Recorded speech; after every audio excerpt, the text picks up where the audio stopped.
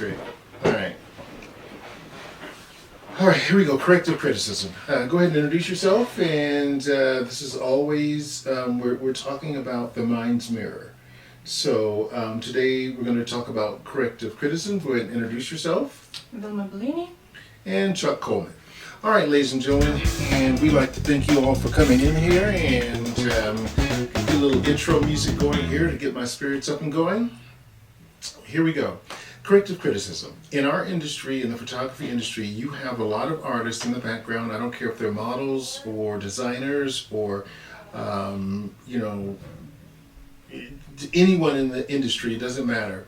Promoters, magazine owners. What I've noticed is you have, this vision of what you deem, credible, something with value. And again, if someone wants to, just a little side note, if anyone wants to call in, the lines are open. You can call in at 405-657-4535. And Any topic? Any topic, Any topic, question? any question. You can just come in and bombard And cuss us. him out if you want. Start with her first. So, corrective criticism. Corrective criticism to me comes from two things: low self-esteem and someone wanting to be something that they can't. They feel bad. They come to other people, and we get that a lot. I've been in this business for 40 years. I have my style. I have what I'd like to do. Vilma has her style and what she likes to do. And you have people coming in basically saying, hey, if I were you, I wouldn't do it that way. I would do it this way. And they do it in public. And a lot of times these people are giving out information or making a request that they can't even satisfy themselves. And here's what I mean by that. Basically, they feel so privileged that they can come in and dictate or create something that they feel that fits their narrative, and they'll come in and tell you that you need to change everything to fit theirs. But when you push back at them and you say, well, wait a second, what you're doing is really wrong. You shouldn't come in here and, tell me what I'm doing, is wrong. You're being fair, you're bullying me. So this is one of the topics that I want to talk about today, is that when some people can give out information, but they can't receive it. What is your experience?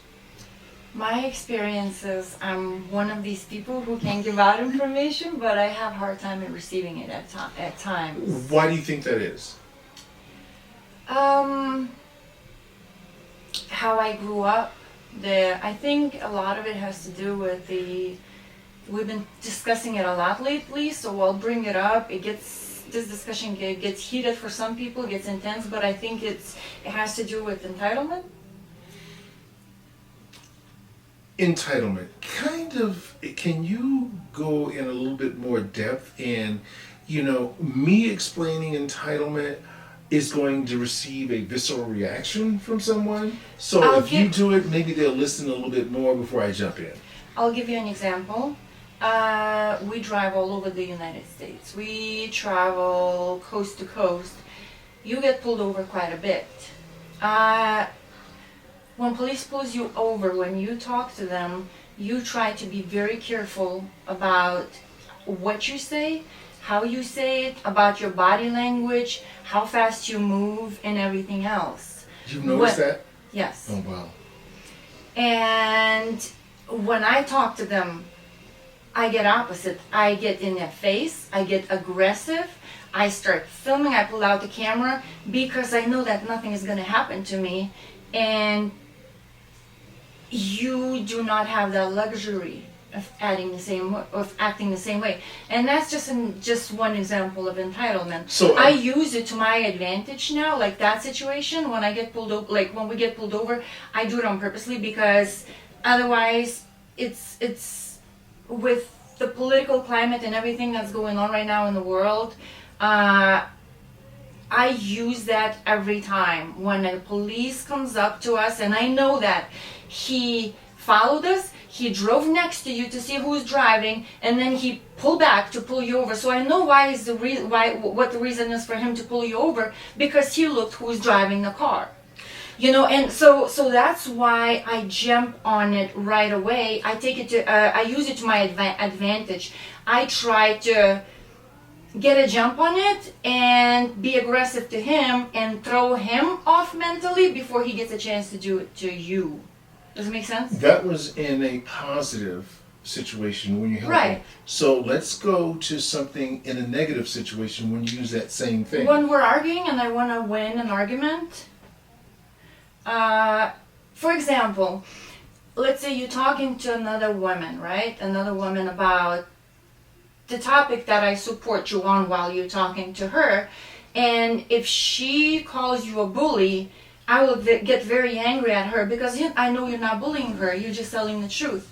But when we are in the argument and you use that same tactic on me, it's no longer cool. Then I call you a bully too. And so I think that's a couple of good examples.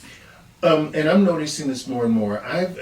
This is something that I haven't really been cognizant of, but there was a group the other day of a woman. She had a post, and a lot of times, I shouldn't probably comment gently. Sorry. Mm-hmm. I really shouldn't comment on something, like this. But she basically said, "Hey, I am angry at men. And I don't have any good friends, male friends out there. All men are trash." Mm-hmm. Then, I look at her portfolio or about the 5-6 different, topics that she has going on. And a lot of it is, I think I said this yesterday, boobs and insinuated boobs, sexual positions, and invitations to men. And now she's angry. Because she gets that reaction. But the reaction that she wants is for people to come in and say, "Oh my goodness, you're awesome. Oh my goodness, you're beautiful." And those are the things that she needs for empowerment. But what she's doing is creating the exact opposite of what she's trying to achieve. And corrective criticism. Somebody, I have my images the way I want them. The women that I shoot and put in those images, they love the image. So here we are both. I'm doing what I love. Mm-hmm. The actual person is, loving what I've done. Then I post it, and here comes this guy or girl, that's stupid. She's too old or something like that. She wants the high. She wants it to be good. But now it's causing a visceral reaction, and she takes the blame on herself. She just wants to step away from that kindness and go back to wherever she was. Before she sees that, I like to jump on the person who just said that. Like, look, you just broke this woman's heart. She loved this image. We drove 2,000 miles. We set up we got our permits, clothing, makeup, everything, gas, hotels, put it up, and everything went perfect for her. And then you come in here and tell her she looks like crap. Shame on you. Mm-hmm. Shame on you. And you know the answer? Yeah, that's the computer. Oh. And then that person that I just said that to said, "Oh my goodness, you shouldn't do this. You are a bully. Why did you call me out like that? You are every nasty name in the book." And all I did was the same thing as them. They called me out on something that they thought that they wanted to correct me on. I went right back and corrected them on the way that they displayed that, and they don't get it. Yeah. What? Yeah. I also want to discuss another thing that also on the same topic. You have to refresh it. Thank you so much for commenting. If you guys have any questions, please ask away. If you want to jump in on any of the topics that we discussed, please let us know there, or you can call us at 405-657-4535 and check. When you were talking about that girl, when you look at, her timeline and it's all booty and boobies, right? And then she gets mad at the guys when they come to you. That's why I'm gonna probably keep mentioning it every episode we do, but that's why we're having this podcast, because I'm guilty at it too. I, right now in this mindset that I'm in, I agree with you 100%, right? But then there are days when I really want that, pay attention. I really want that, especially on the days, let's say, when I have a rough day if we arguing, if you and I are arguing, sometimes I really, not to make you jealous, but I feel like, I don't know how to explain it, but since I'm not getting, since I'm not getting it from you, because when we're not arguing, like, you know, you're always on my case, you know, I always feel very good how you treat me. I always feel like the queen, you know, even you don't have to tell me, you know, you always treat me very, very nice. And where was I going? I lost my mind. Okay. And so sometimes I want to post, like, you know, I would post another photographer's picture of me that's very sexy because I want that extra dopamine in my brain. I want to calm down and balance my nervous system. So I do put it out there, and then I get, hi baby, hi baby, hi baby, you know, you're so pretty, let's get married. And I'm like, oh my God, it gets so annoying when you, and then the dick pics come. And then you're really frustrated. And I know exactly why I got those dick pics, because of the pictures that I put out there. If I was posting, you know, sunglasses or glasses or, you know, something very, that grandma would approve every day, I would not get hi babies, but I would get a different kind of following, right? But since I'm not doing that, I don't want that, you know, grandma following. And I should, because I would sell our business better, actually, because we sell to women. Where's the dilemma? Why? Dilemma is my emotions and my business.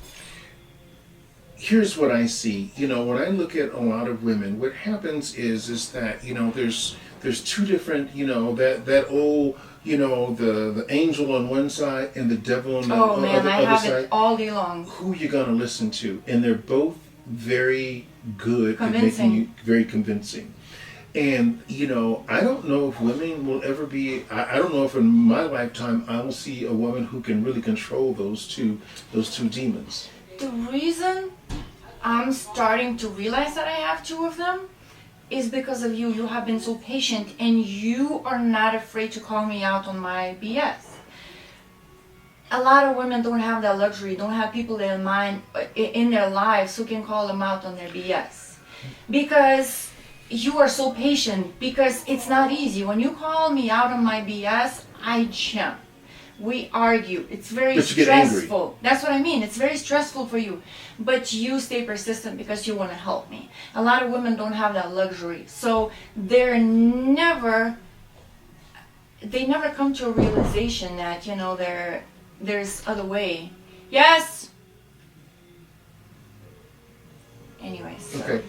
So let's talk about that for a second. You know, what happens is that, you know, a lot of people, you know, for example, I was in a group, Clubhouse. For those of you who do not know what Clubhouse is, it's basically a group where creatives and collaboratives from all over the world come in and talk about different topics. It could be NFTs, it could be politics, it could be Ouija boards. You know, there's all different kind of groups that cover any kind of topic you could think of. And the one that I normally get in is always the ones with the photographers. And, you know, and photographers, you know, they're almost like bartenders. They get a chance to talk to a lot of people, and they're face-to-face in dealing with human emotions, whether it's weddings, senior pictures, or whatever the case may be. I'm in there, and you know, to me, I love speaking reality. I can see a photographer's portfolio and tell what kind of women that they like. I can tell why they're shooting. And for example, if I see a bunch of big booties and they all kind of have the same pose, they all kind of have the same look, and it goes from, the year 2000 until present, you know, that gives me a pretty good track record of what they like. But the conversation that they're having is that, yes, I'm doing this professionally, and if looking at shooting Beyonce, and I'm doing this because I want to shoot Beyonce, you know. And I get in there and I say, no woman is looking and beating down your door to pay you for this. I guarantee you, every one of those images are free shoots. Or even you've given them something, or you went the extra mile to drive, or fly someplace to get these shots. But you know what? So many of the guys are feeling like jumping on you right now. But that's okay. But then that's not true. But then what I say, look, I can't have this conversation with you right now because I know why you're shooting this, and I can't have a business conversation because there's no business with shooting nudity. If Playboy can't do it, if Playboy cut out that end of things, selling it, I know damn well you can't either. So let's have a real conversation about what we're doing, how to run a business, because I want to learn business things. I can't learn anything from someone shooting, nude pictures. It just does not work. And on top of that, it makes that piece of the pie of all the options that you have really small. Anybody with any money, any mom, she's not going to help her daughter out and finance her going out and taking nudie pics. So that's cut out. Mm-hmm. So now you have the girl and the guy working together with absolutely zero support.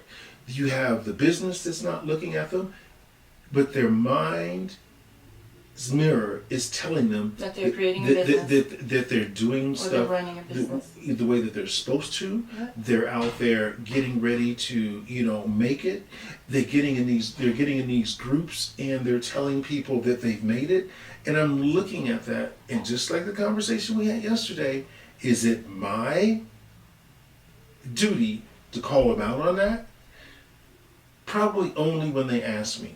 And for the last year that I've been on Clubhouse, they've only asked me once, and I think they'll never ask me again. I mean, I'm not going to get too deep in that. But what I really want to talk about is the ability for another human being to feel as if they can come to someone else and speak to them in a way like they're correcting them. And they are so honest, they feel like Pope John Paul II walking in. I'll give you an example. So there was a model that followed me, and I knew the girl didn't like me because of the way that she talked to us. And then one day I posted a picture and she says, "Beautiful picture, but your hands show that you have aged." In public. In public. Mm-hmm, mm-hmm. So, she had to throw in beautiful picture, but then she had to tear me down. Man, you have age. Your hands show the age. So basically what she did, she tried to cover herself by saying something nice, but her initial emotion and the reason that she reached out, she wanted to tear you down. Yeah. So here we have an individual speaking to you in a way that thinks that the rest of the world can't see through her mirror, her smoke screen. She really believes that she's doing something proper. She's coming in, and I'm going to translate that scenario. I wish I could do that, but I can't. And if I can't be happy, she can't be happy as well. So they become very selfish and they try to blow up the whole situation so nobody gets any positive attention, because that individual lacks the ability to go out and get good attention on your own. You're out there doing it. You're doing the necessary things to get out there and get that thing that most women love to have. You can do it. A lot of women fear it for a lot of different reasons. And the biggest reason is that I believe that most women fear it because they don't want people, they've been accustomed to people tearing them down when they're happy or doing something nice. Mm-hmm. Us men have a very good knack of taking a very happy situation that you have put yourself into and tearing it to pieces. I'm guilty of that as well, So it puts them in a position to really want to tear people down and be sad and envious of others who have made it to a position of happiness that they wish for. Mm-hmm. Anything else? Let me see if there's any questions or anything really quick. Again, 405-657-4535. Okay, no questions. Just greetings and hellos. Mm-hmm. Yep. Okay, so I think this is going to be a short one today. Mm-hmm. And if anyone has any topics, please leave a message on a topic. So we can discuss it tomorrow. And so we can discuss it tomorrow. Thanks a lot, everyone, and happy holidays, and be safe out there, guys. Bye. Love you. Bye.